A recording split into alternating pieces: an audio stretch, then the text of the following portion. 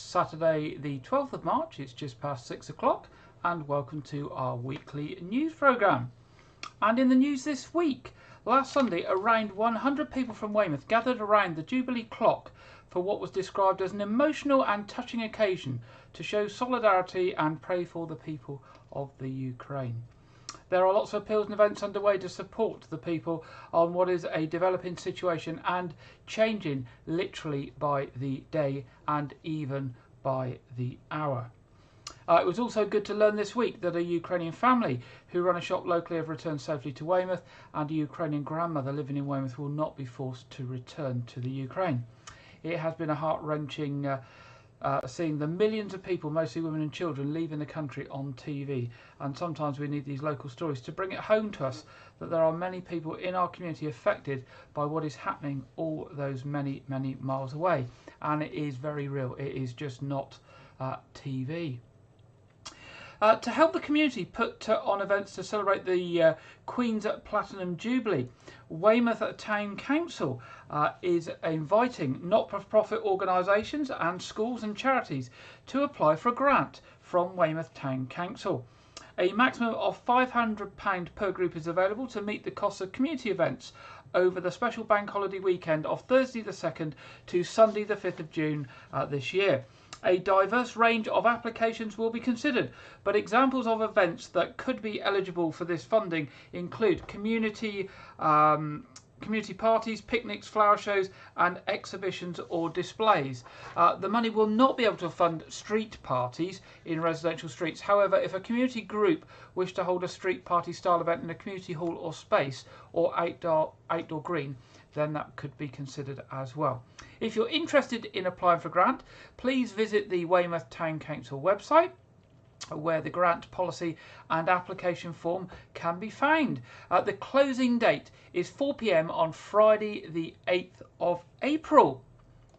3 beaches around Weymouth are amongst those earmarked for the Great Dorset Beach Clean, which is back for 2022, taking place over the weekend of the 2nd, over the week of the 2nd to the 10th of April, coinciding with the first weekend of the Easter school holiday.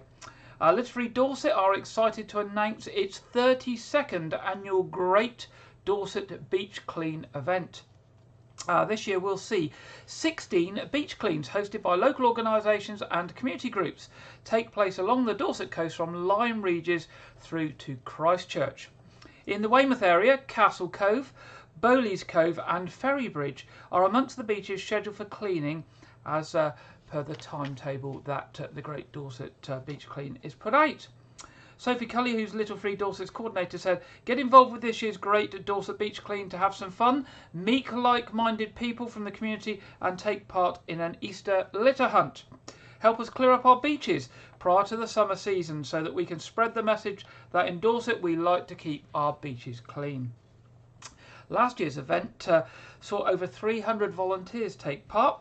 There were 19 cleans across Dorset coast, and by working together they cleared up 165 bags of rubbish, including tyres, buried rusty lobster pots, tents, oil drums and a gazebo from Dorset beaches. Now, if you want to join in with this year's Great Dorset Beach Clean, check the Litter Free Dorset social media platforms to stay updated and find out all the dates and locations.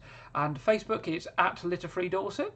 They're on Instagram at Litter Free Dorset as well, and on Twitter at Litter Free Dorset as well. And spread the word and see if you can get lots of people from your community to join in with that beach clean. Good to clean up our local beaches and get rid of that rubbish. Now, Fish and Fritz in Weymouth, we've mentioned Fish and Fritz a few times over the last couple of years, have been awarded 2 more awards to add to their collection. They've been named as one of the UK's 10 best fish and chip restaurants and were also announced as one of the UK's 50 best fish and chip takeaways for 2021-2022 at the same time. Fish and Fritz are the only chippy in Weymouth to make the prestigious list for takeaways and the only restaurant to make the 10 best list in Dorset. The accolade follows an extensive search by leading trade publication Fry magazine to find those chippies serving up the finest fish and chips in the UK. After several rounds of mystery dining by Fry magazine, an anonymous judge sampled the food and assessed key aspects of the business, from the cleanliness of the premises to staff knowledge and professionalism to social media presence. With the pass mark set very high, Fish and Fritz scored impressively with the mystery diners for both awards, particularly praising their chips and the size of their fish. There we go. Now turning to Dorset Police. Residents are being urged to be aware of rogue doorstop traders. They're going door to door and often selling low quality products at high prices.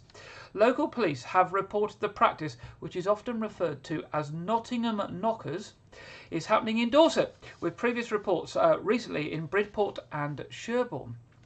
The police advise that it's not illegal if the doorstop sellers have a peddler's licence and are respectful, but they do ask residents to ask to see the peddler's licence and to make a note of their name.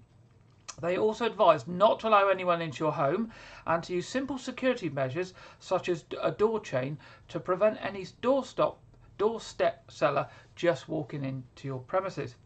If you do not wish to purchase anything from a doorstop seller, you should ask the trader to leave your property, and if they don't leave, they become aggressive or more pushy in their sales pitch, you should advise them that you're going to call the police.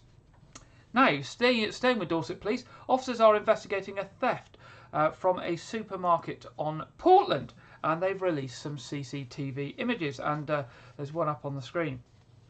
Shortly after 12 p.m. on Tuesday the 18th of January, a man entered the Tesco store in Park Road and placed a number of bottles of alcohol with a total value of more than £500 into a rucksack before leaving the store without paying. Police Constable Clifford Ryan of Dorset Police said, "We have been investigating this theft and have obtained a number of CCTV images of the suspect. I'm now issuing the images in the hope that somebody may recognise him. I would urge anyone with information of this man's identity to please contact us." Now, staying with Dorset Police, and another image for you. Let's get that image up. This is one of two images that police have released on CCTV of somebody else they'd like to speak to.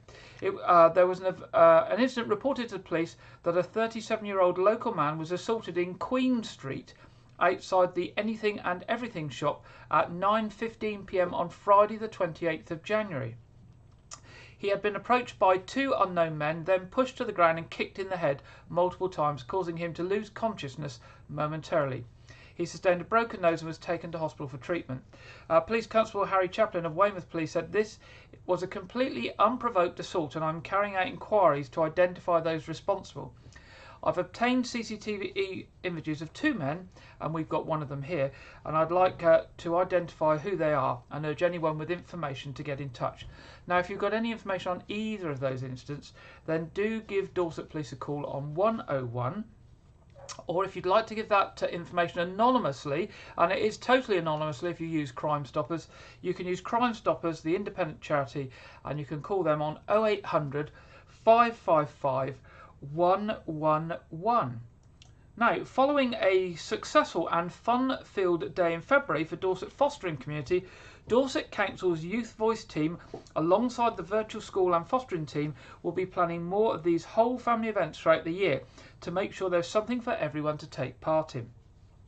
The recent event took place during half-term at the South West Regional Assessment Centre near Dorchester and was a great success, with 18 families in attendance made up of 21 adult carers and 37 children and young people.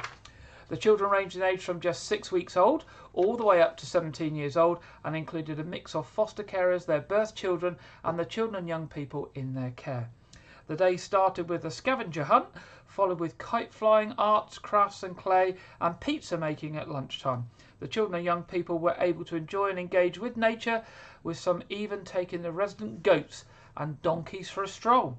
That does sound like a great day there for those foster carers and the children in their care. Now, with Dorset Council this time, a new company is to provide care now and in the future for Dorset Council residents. Dorset Council is creating a new company to provide adult social care for residents now and in the future. The council will end its current contract with Tricuro and ensure the safe transfer of adult social care services provided to its residents to the new company, which was going to be called Care Dorset. Dorset Council is responsible for arranging the social care for around 4,000 local residents at any one time. Not all care for those residents is provided by Tricuro, they do wish to point out.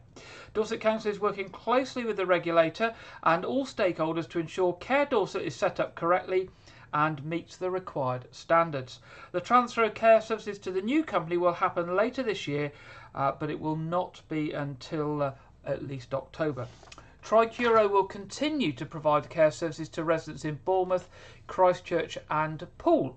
Dorset Council residents will continue to receive the same level of care by Care Dorset, and residents who currently receive care are being contacted directly about the changes. Members of the Tricuro staff who support Dorset Council residents will transfer over to Care Dorset without change to their existing employment contract. So just a splitting of services there, and some services from Tricuro for the Dorset Council area going to a new company called Dorset Care. What have we got now? Commonwealth Day is being celebrated across the county, with flags being raised on council offices. In the west of Dorset, flags will be raised at County Hall in Dorchester and Weymouth Council offices in Commercial Road, Weymouth. Weymouth Town Council will host a flag raising ceremony to recognise Commonwealth Day at 10:30 this coming Monday, the 14th of March, and the ceremony will be held outside the council offices on Commercial Road. The ceremony will be attended by local councillors and is open to all members of the public. The theme for Commonwealth Day 2022 centres around delivering a common future, highlighting how the 54 member countries in the Commonwealth family are innovating, connecting and transforming to help achieve goals like fighting climate change, promoting good governance and boosting trade. Given that 2022 is Her Majesty's Jubilee year, there will also be a special focus this year on the role service plays in the lives of people and communities across the Commonwealth. Now, a sad note, a well-known Weymouth shop is to shut after 40 years of trading in St Mary Street. Helen's Whole Foods in St Mary Street has been serving fresh produce to the Weymouth public since 1986, but the long-standing business is set to close in early April. Originally from Upton, Helen Davies runs the shop and has said she is closing the independent Whole Foods store after deciding the time is right to embrace retirement. Mrs Davey, who currently lives in Dorset, said, "Over the years we have had loyal customers that come from far and wide. I enjoy running the shop, but I think it's the right time for me to retire. I have plans to catch up with friends and family and move back to live in the Weymouth area." Admittedly, another reason behind the closure is how much the COVID pandemic has affected the business. It's been a struggle over the past 2 years. I'm sure it has been for a lot of other people too.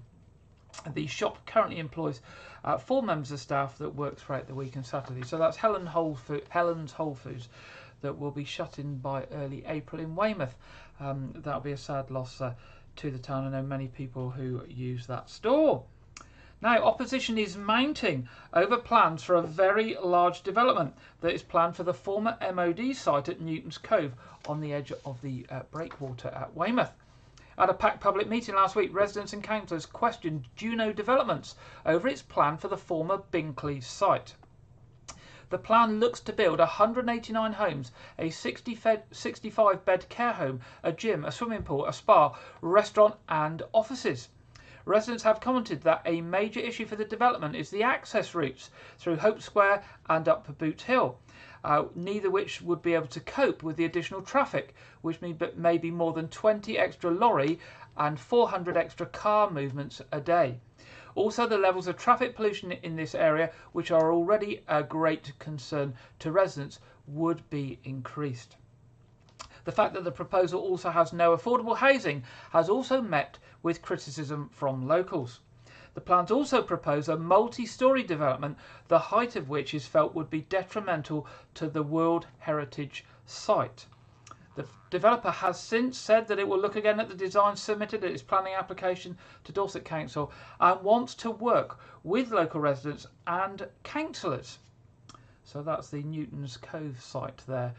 Quite a big development. We'll just have to wait and see how those plans may change so it isn't so much of an impact on the local area. Now, a crop of creative ideas have been put forward by NHS staff, and they've been awarded more than £13,000 to help provide extra support for patients in Dorset. More than 1,300 people voted for their favourite suggestions submitted in the Dorset Healthcare Annual Staff Innovation Competition, Dragon's Den. And the top 5 have now earned a cash injection to make them a reality. The 2 winning projects will help to tackle crippling social isolation among older residents and support people with memory problems. And other proposals given funding will address sleep issues among young people, providing an online singing group for patients with communication difficulties, and trial a new treatment for knee arthritis. What a good mix there is there for those projects. Dragon's Den invites staff from across all of the trust community and mental health services to come up with fresh ideas to improve patient care, using evidence of likely benefits and showing how such projects could be sustained over a long period. After online voting helped whittle down a shortlist of 10 to 5, staff pitched up to a panel of dragons, as on the BBC TV show Dragon's Den, to secure an investment and bring their ideas to fruition. Now, the 5 ones that are actually going to get some funding, the 2 winners were, first of all, combat social isolation of the elderly, and that's to help address the chronic loneliness felt by many over 65s in Dorset. The team will trial a weekly group to bring people together, backed by local community groups. The sessions will feature a range of interactive activities to improve people's sense of well-being, forge new friendships and encourage them to learn new skills. The second one was Healthy Body and Brain. A memory assessment service aims to establish a local support group for people with mild cognitive impairment, declining memory and thought process, which affects 1 in 5 over 65s. The group will help people manage their condition and reduce the risk of dementia through advice on nutrition and diet, exercise and good quality sleep. The runners-up also getting funding, though, importantly, are PRP injection pilot for knee osteoarthritis. The Dorset Musculoskeletal Service will pilot platelet-rich plasma injections to treat 50 patients suffering from significant pain. Then there's Sleep Tight, Wake Bright. The funding will provide training for child and adolescent mental health services staff to become sleep champions. They will promote sleep hygiene plans to help youngsters recharge their energy levels, make better decisions and build stronger relationships. And finally, Aphasia Choir. Aphasia is often a life-changing condition caused by an acquired brain injury which affects a person's ability to communicate. Their adult speech and learning therapy team has been piloting an online choir which helps people rebuild their confidence through music therapy, and the funding will help put the popular sessions on a long-term footing. So some really good ideas there and good innovations, and well done to the staff for putting those together, and let's hope they benefit lots and lots of people. And finally, Weymouth Town Council, return to Weymouth Town Council. They have announced, after lighting up the Jubilee clock throughout 2021, the council will once again be lighting up the clock face of the iconic Weymouth landmark in 2022 to raise awareness for good causes. After considering the nominations from the public, the following charities and events have been chosen by a panel of councillors. So they will be lighting up various times during the year the clock face on the Jubilee Clock Tower to support different events and things. The first one is National Apprenticeship Week, which is actually just gone, and the Weymouth Street Pastors, that's gone as well. Julian House, My Time Young Carers, Marie Curie, Young Epilepsy and Epilepsy Action, Autism Acceptance Week, Weymouth Town Charities, Weymouth and Portland Scouts, RNLI May Day campaign, Dorset Mind and Mental Health Week, Foggies, the Queen's Platinum Jubilee obviously, and Weymouth Armed Forces and Veterans celebrations. If you want more information about those chosen causes, visit the Town Council website and look for the Light Our Jubilee Clock for Charity, and you'll find out about the schedule, the colours that will be lit up, and a little bit about those charities. Now that's the end of our headlines this week, and we're now going into our first feature piece. And this week, Janet Hall, who's our regular contributor, one of our regular contributors, looks back at what it was like to go to school in the 1950s. Hello. We all have strong memories of our first few days at primary school, although nowadays most children tend to go to preschool so it's not such a shock to the system for them as it was for the children of the 1950s and 1960s. This picture shows me in my first days at school. Can you guess which one I am? By the end of the 1960s, I went back to school as a teacher, and my first job was at St Mary's Mixed Infant and Junior Girls' School, which was where the library is now. This is the inscription that was on the wall outside the school. And yes, those are outside toilets. The daily primary school routine hadn't changed much from my own school days. School milk was part of this routine, although often detested by the children. In post-war Britain, school milk, 1/3 of a pint per child, was introduced to schools to supplement the child's diet. In 1971, school milk for the over 7s was withdrawn by Margaret Thatcher, then Secretary of State for Education, and for this she was dubbed Thatcher Milk Snatcher in the press. The School Broadcasting Council for the United Kingdom had been set up in 1947, and the wireless or radio played a great part in the education of school children. Music and Movement was one such programme, and all over the country in school halls children could be found leaping and stretching to the commands on the radio. "Now children, we're going to sway like trees in the wind," would be the instruction on the radio, and all the children, boys and girls, would begin to sway with their arms in the air. Another such programme was Singing Together, where the class would gather to sing traditional folk songs and sea shanties, such as "Oh Soldier, Soldier, Won't You Marry Me?" and the Raggle-Taggle Gypsies. Visits from the school nurse would break up the daily routine. The knit nurse used to make regular visits to check for head lice, and all the children in each class would line up to be examined in turn, their hair being combed carefully with a knit comb to see if there was any infestation. There were also routine eye and hearing tests and visits from the school dentist.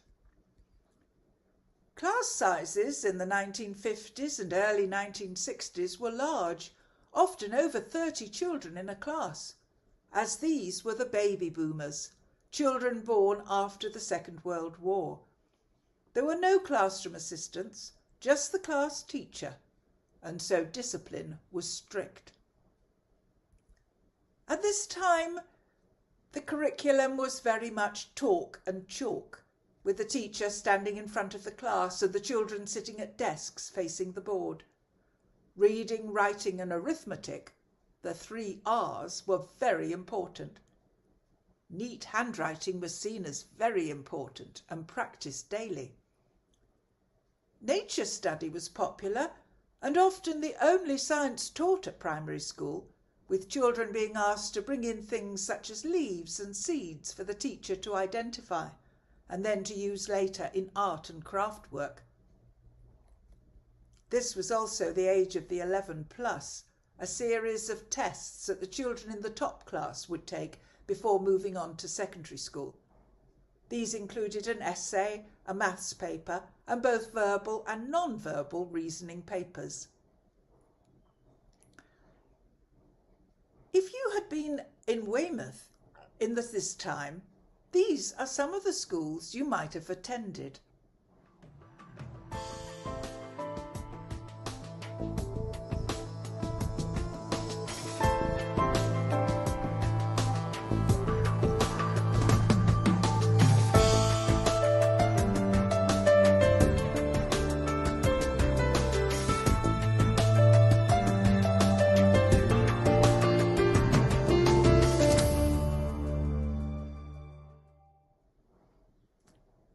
Remember about your early schooling?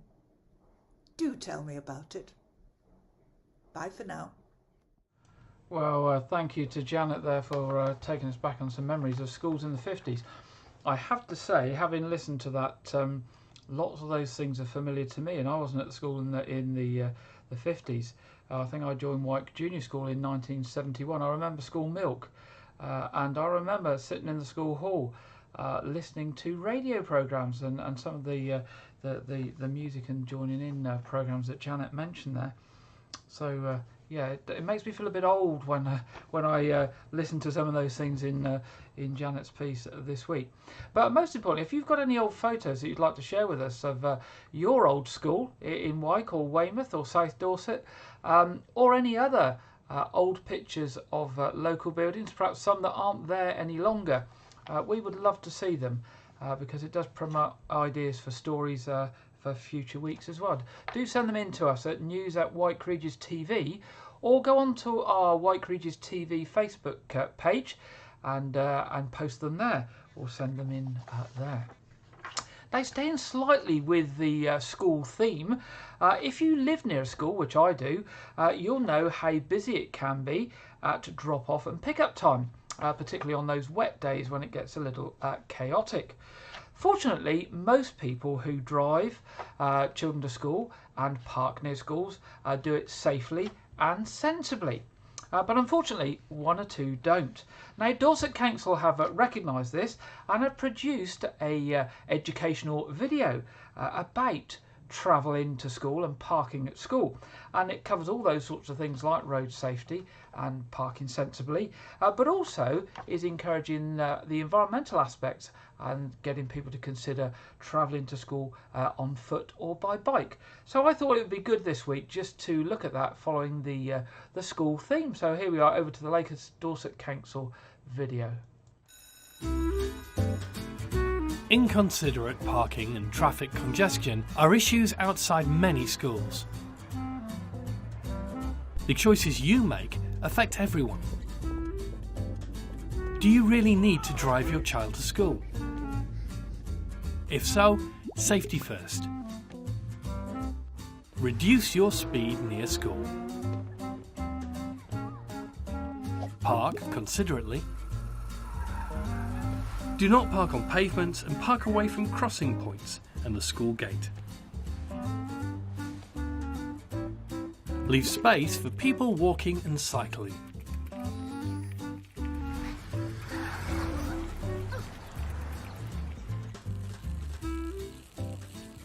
Encouraging active travel for those who can will result in less congestion.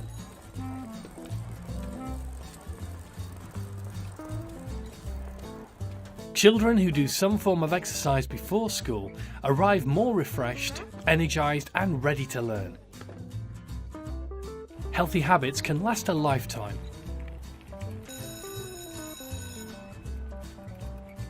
Help us improve school journeys in Dorset. For more information, please visit www.dorsetcouncil.gov.uk. There we go, nice little video there from Dorset Council about driving and getting to school and being safe when you get there and considering others. So I thought that was worth sharing with you. Now, our third piece tonight comes from our usual contributor Lydia, who looks at the issue that's come more to light during COVID, with more people spending more time at home. And this is the increase in dog ownership, and in particular the illicit puppy trade. Now, we have mentioned this before, but there's lots of new information out, and again Dorset Council is very much focusing on this at the moment and have updated their website with lots of new advice. So this week Lydia thought that she would look at the illicit puppy trade and how to protect ourselves and make sure if we're getting a puppy that what we get is a puppy that's been properly brought up and looked after. Today, with the increase in pet ownership, especially those owning dogs, I thought I would ask the question: are you puppy smart? Over recent weeks there have been many stories in the media about puppy farming and the unscrupulous breeding of dogs for large profits. So what are our local authority doing on this? Dorset Council has become a driving force for the prevention of illegal puppy breeding across the county, and are asking people across Dorset, stop and think before buying a puppy. While Dorset Council trading standards and environmental health teams are working together to raise awareness of the multi-million-pound puppy breeding trade that is happening right under our noses. COVID-19 has brought a significant increase in both the selling of illegal puppies and the cost of puppies. With more people working from home, dog ownership has become more attractive and easier. This very lucrative market means that puppies are being sold from unlicensed breeders, too often without any consideration of the welfare and environmental needs of the puppy. An unlicensed puppy breeder is someone who does not have a dog breeding license but who earns more than £1,000 per year from selling puppies. Here is a short video from the RSPCA, from the Get Puppy Smart website. Get Puppy Smart. Thinking about getting a puppy. Hi, I hear you thinking about getting a puppy. Me too. But buying a puppy isn't as straightforward as you might think. I'll let you in on some tips that'll help make sure you choose a puppy that's right for you and your family. These cute little bundles of fun don't come without a cost. They need lots of time and commitment. There'll be training, playing, accidents, walking, more walking, and of course, the chewing. Ugh. But wait until you see what they're going to do to your wallet. As well as the obvious stuff, there are loads of hidden costs, not to mention the ongoing stuff like food, vet's bills, and insurance. And remember, they could require your care and attention for 15 years or more. Visit Get Puppy Smart for more information and advice. Dorset Council has updated its website facilities to allow users to check if breeders are licensed and to report unlicensed breeders. There are also lots of tips on the website on what to look for and check when buying a puppy. These are some of the key tips. No puppy should be sold under the age of 8 weeks and the puppy should be microchipped. Always see the puppy with its mother. Never buy or collect a puppy from service stations, pubs, car parks or any public area. The puppy should be in the home of the breeder. If your puppy is advertised with a passport, this could mean they've been imported. Check whether your puppy has been vaccinated and has been socialized before you take them home. Buying from an unlicensed breeder could mean that your puppy may not have the right medical records and could have hereditary health issues which could lead to heavy vet bills in the future. There are some useful websites on screen now for you.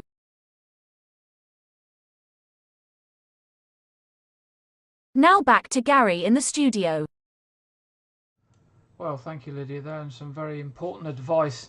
If you're thinking of getting a puppy, not to discourage you. I mean, I'm a dog owner myself, and I think dogs are absolutely wonderful, but just make sure that those dogs you get are healthy, and make sure you take advice before you get them.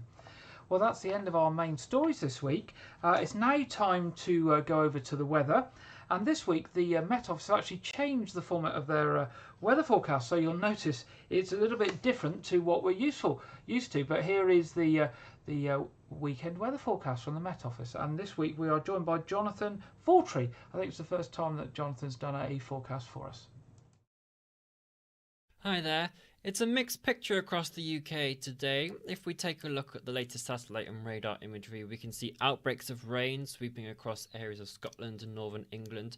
Some drier and sunnier intervals further south. Still a scattering of showers in the mixture here through the first part of this afternoon, but they will continue to fade, and the rain will also clear off northern areas of Scotland. So some drier intervals in the mixture for many, but just a notable feature down in the southwest beginning to make its presence known.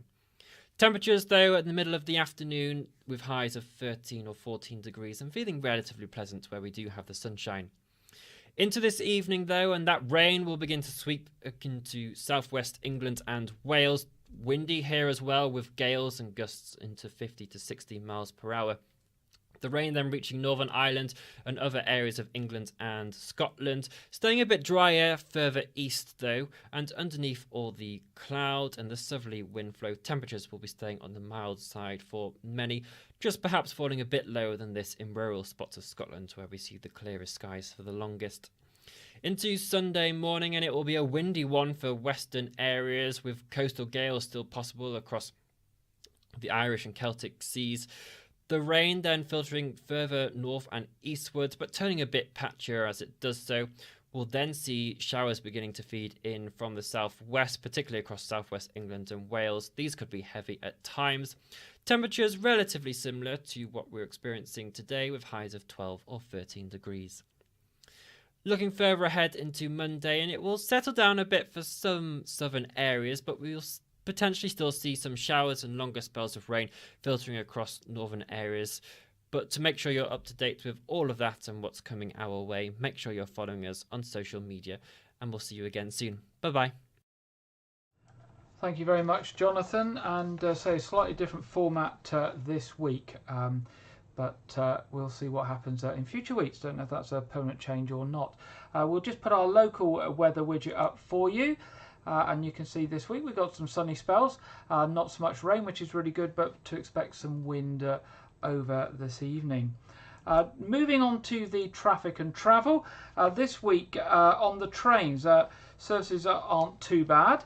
There is a bus replacement service this weekend between Reading and Woking, and some late night timetable adjustments are being made for those who are travelling through the Bristol Temple Meads area if you're on Great Western late evenings this week. We always recommend checking with journeycheck.com before travelling for the latest information on trains. In terms of roadwork, Buxton Road, there's two-way traffic lights still this week, still going on there. Wessex Water are working in Sandpiper Way and Lobmore Avenue. Travel Dorset in Emerson Road and Goldcroft Road. And SGN, Southern Gas Networks in Spa Avenue, Mount Pleasant Avenue North and Chelbury Close. Moving to what's on at the Pavilion Theatre. 13th of March, that's tomorrow, Marty Wilde and the Wildcats. 16th of March, Sir Ranulph Fiennes Living Dangerously. 19th of March, Dizzy Lizzy as Thin Lizzy. 22nd of March, that'll be the day, 35th anniversary show. 24th of March, Nish Kumar, Your Power, Your Control. 25th of March, Someone Like You, the Adele Songbook. 26th of March, Rock for Heroes. And 31st of March, Beautiful Noise, celebrating the music of Neil Diamond. The Knowth Fort next weekend is their Science Festival. April the 9th to the 16th is the Easter at the Knowth. Easter egg hunts and all sorts of things going on there. Dorset Art Weeks, May the 21st to the 29th. Of course, they'll be joining in with the Platinum Jubilee celebrations in June, and they've got their Victorian weekend in July. Of course, as I've said many weeks, if you've got anything coming up for the Queen's Platinum Jubilee, do let us know at news@whitecreases.tv. We would love to share it with everyone. We now come to our film review this week, and the film this week is called Moonshot. Like many 20-somethings her age, Sophie is facing the world of choices. Sure, there's the future stuff, the family stuff, and the job stuff. But where is she truly confused in is the big choice, the momentous one, the top of list one that stands out. What to do about him? Her long-term boyfriend, Calvin, has moved with his family and taken a job out of town, as in, like, way out of town. A published scientist, Calvin's posting was supposed to be temporary, and now that temporary is beginning to read more like permanent. Then there's Walt, who's also confronted with choices, but maybe not so many. He's pretty content with his going-nowhere assistant barista job in the college bookshop and his solitary existence. That is, until he meets Ginny, and the closing time to sunrise hours he spends with her convinces him that she's the one. The time just flies, but sadly at dawn so does Ginny, off to where her new life is waiting. A romantic comedy with a twist, Moonshot follows Walt and Sophie as they join forces in order to be reunited with their significant others, embarking upon a lively journey that winds up taking them both wildly and unexpectedly off course. It's coming soon on digital download. It sounds really interesting. Let's have a look at the trailer now. Oat milk latte, light foam. Hey, how's the Mars boyfriend? Long distance dating sucks. How long have you guys been together? 8 years. 8 years? How did you manage that? He checks all the boxes. Oh, you mean literally. Strong jaw, mental fortitude, six-pack. We had a plan, and then he got his Martian dream job. So I enrolled in the Mars program. You ever worry the wrong person is headed to the wrong planet? Goodbye forever, Walt. 5, 4, 3, 2, 1. Hello? Hey. What are you doing here? Who sneaks onto spaceships? I can explain. Ever since I was a kid, I've dreamt of going to Mars. You can keep my dream alive. Come with me. You cannot, under any circumstances, leave my room, okay? This is gonna suck, isn't it? Only for 35 days. You have to keep a low profile. All right, you guys. I'm your captain. This is Sophie, my girlfriend. Long-term I girlfriend. don't remember you from orientation. What happened? Did you have to come right back and just rip his jumpsuit off? Hey, what's up? I just miss you. Sorry, do we have a call scheduled? Come on, let's go have some fun. I don't do fun. You also don't fly on rockets or conspire with stowaways. Sophie for what? $100 says you just sent that into your wrist. Just gotta face it, you're a space criminal now. A historic journey to make life more meaningful. Now that is a story people want to hear. You've spent your entire life trying to check an impossible set of boxes. I can't risk the plan. When you find that thing that you're willing to cross the entire universe to be with, make sure it's ready to do the same for you.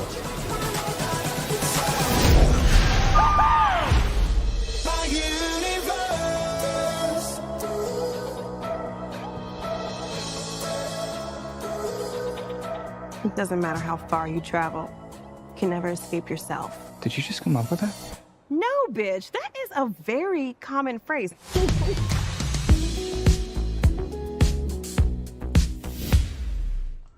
There we go, that's Moonshot. That's coming soon on digital download.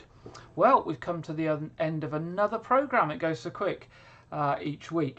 Just a reminder that the regular services at All Saints Church are 8 o'clock tomorrow and 9:30. The 9:30 will be live streamed, and 11 o'clock at St Edmund's Church. And of course, we'll be back here shortly for our Saturday evening quiz. The stream will go live at 7:15 and the quiz will start at 7:30, and all are welcome. It's free, it's family friendly, and it's fun if there's nothing for you on TV or anything you've recorded you want to watch this evening. And of course, if you don't watch it live, like this news programme, you can watch it anytime in the future on Catch Up. It's stored on YouTube and on Facebook. So, you know, if you don't join us on a Saturday evening for the quiz and you've got nothing to do in the week, you can find us on YouTube and you can replay the quiz and join in with family members in the week.